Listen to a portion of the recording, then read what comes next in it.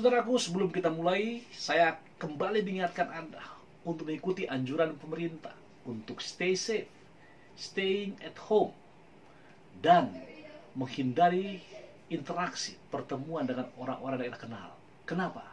Agar kita bisa mendukung pemerintah menjaga diri kita untuk tidak terjangkit virus corona dan memutus mata rantai wabah atau pandemi ini. Saya yakin kita semua akan mengikutinya dan kita doakan terus dalam kedua di rumah tangga kita masing-masing.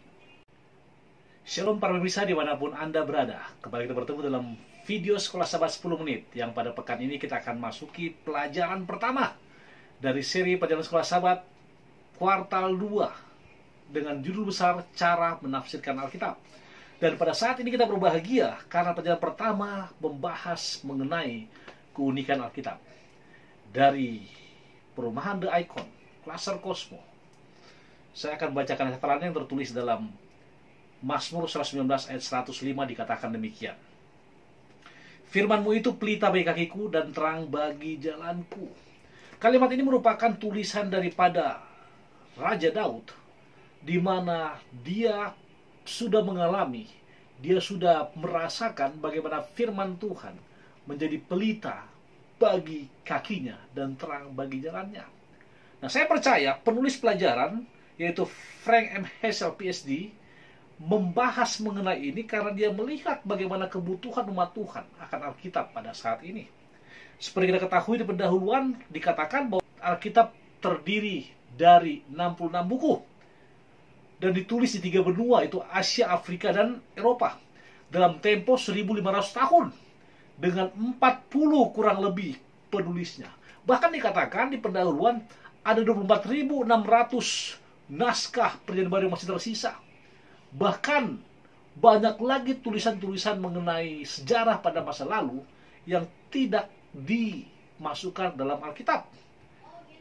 Bahkan dikatakan ada Plato ada 7, Herodotus 8, dan juga banyak naskah dari Homer Hiad, terdiri dari 263 salinan. Namun saya ingin katakan, tidak semua bisa masuk. Kenapa? Karena Alkitab harus diuji dari terbang sejarah, astronomi, dan juga hal-hal yang lain. Itu sebabnya pada saat kanonisasi hanya ada 66 buku yang diyakini kebenarannya tertulis. Dan dikatakan hampir 90% penduduk dunia membacakan Alkitab. Dan uniknya, Alkitab berpusat pada titik penebusan Allah dalam sejarah manusia. Bahkan paragraf keempat hari Sabtu petang dikatakan, sejarah itu berkaitan dengan nubuatan karena memberitahukan rencana masa depan Allah dan kerajaan kekalnya. Itu adalah firman Allah yang hidup karena roh Allah yang sama melalui mana kitab suci diilhamkan dan dijanjikan kepada orang-orang percaya yang membimbing orang kepada kebenaran. Lalu saudara-saudaraku, ketika kita masuk pada pelajaran hari Minggu, kenapa sampai dikatakan firman Allah yang hidup?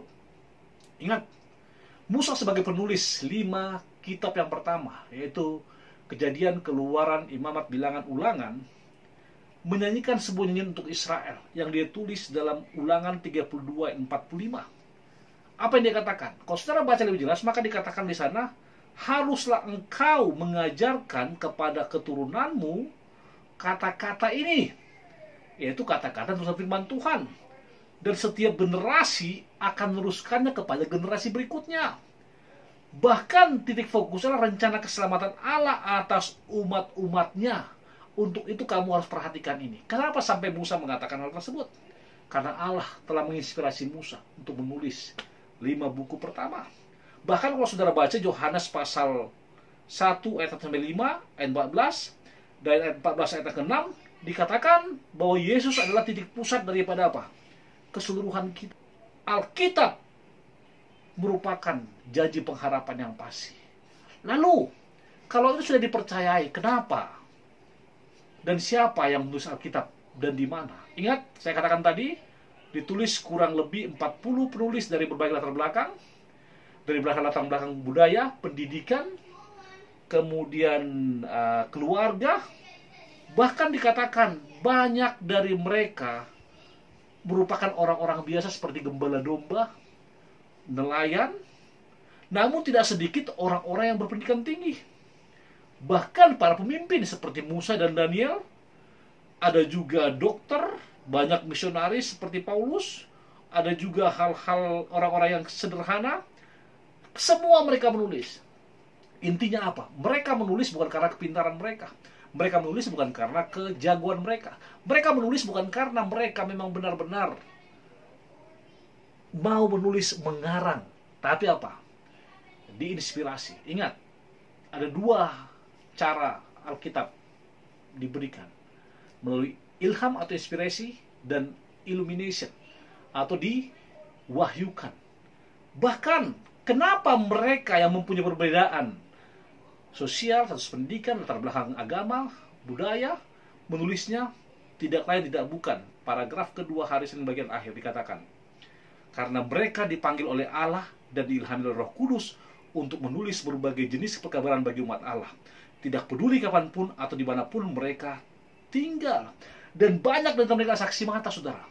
Bagian berikut dikatakan banyak mereka yang para penyelidik Alkitab yang menggunakan dokumen-dokumen yang ada sebelumnya untuk menulisnya.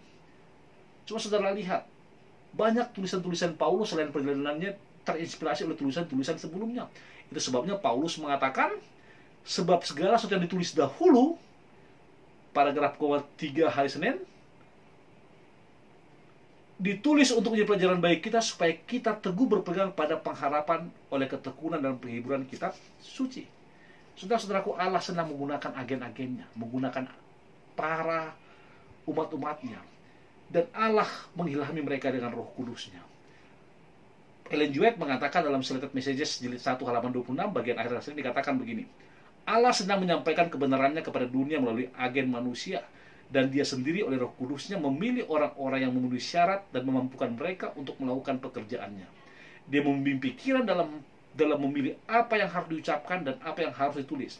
Harta karun itu dipercayakan kepada bejana tanah liat, namun sesungguhnya berasal dari surga. Luar biasa, saudaraku. Dan ingat, Selasa mengatakan Alkitab juga sebagai nubuatan. Unik memang benar.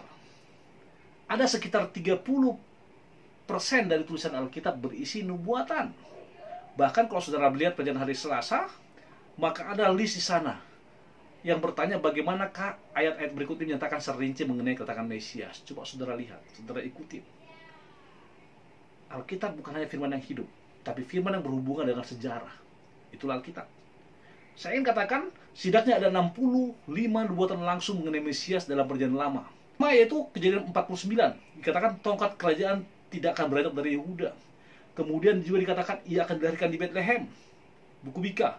Dia akan dihina dan dihindari orang dipukuli dengan kepalsuan, namun tidak membuka mulutnya. Yesaya 53. Lalu dikatakan, dan kakinya dan tangan dan kakinya ditusuk, dan bahwa ia merelakan dan bahwa mereka membayi-bayikan pakaiannya. Mazmur 22. Artinya apa? Yesus membuktikan dia adalah apa? Center, pusat dari tulisan ini. Umat-umatnya semakin percaya kepada Yesus Kristus oleh karena hal ini.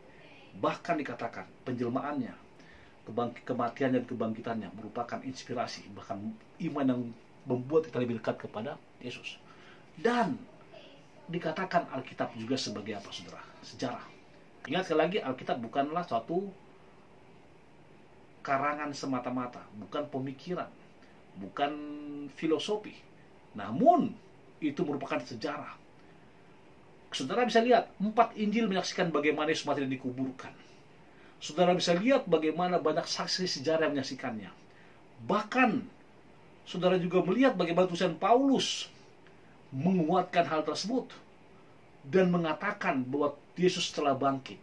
Banyak literatur tulisan buktikan bahwa Kristus bangkit. Kristus hidup.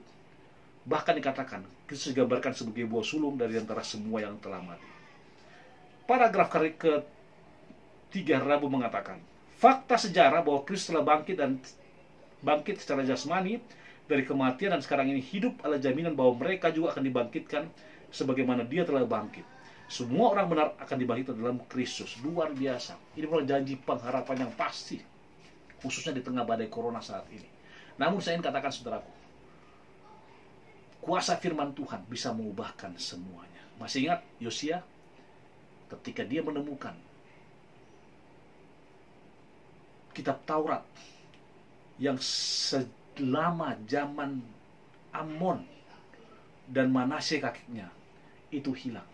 Ketika dia buka, dia baca, apa yang dilakukan?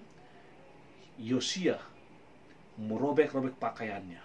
Bahkan dikatakan dalam paragraf pertama hari Kamis, Yosia melakukan suatu pembaruan di seluruh negeri, merobohkan bukit-bukit pengorbanan, menghancurkan patung-patung dewa, bahkan kembali mengajak bangsanya untuk beribadah kepada Allahnya di Yerusalem, bait suci yang Tuhan telah dirikan. Dan banyak kesaksian lain bagaimana kuasa firman Tuhan mengubahkan ini. Sebagai kesimpulan, ada juga seorang pendeta dari Inggris, itu Dr. Roland Taylor, yang harus mati karena dia menentang pemaksaan misa di sebuah gereja pada zaman dahulu. Ia dianggap pembangkang dan akhirnya dia dihukum mati. Sebelum dihukum mati, dia katakan, "Saya tidak mengajarkan apapun kepada kalian kecuali firman Allah yang kudus. Dan pelajaran-pelajaran itu saya ambil dari buku yang berkati Allah, yaitu Alkitab." Saudara-saudaraku, Alkitab adalah firman Tuhan. Alkitab adalah buku yang diilhamkan. Dan Alkitab adalah merupakan tuntunan hidup kita.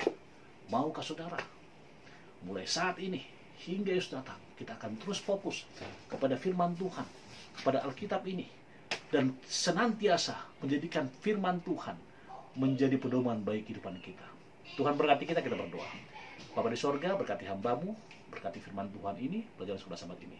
Berkati para pemilih sampai mereka berada, dan juga Engkau akan menggunakan mereka sebagai alat Tuhan. Berkati negara ini Tuhan dan seluruh dunia yang sedang menghadapi wabah virus corona. Berikan kepada kebijaksanaan. Dengarkan doa kami lalu sekian berdoa. Amin.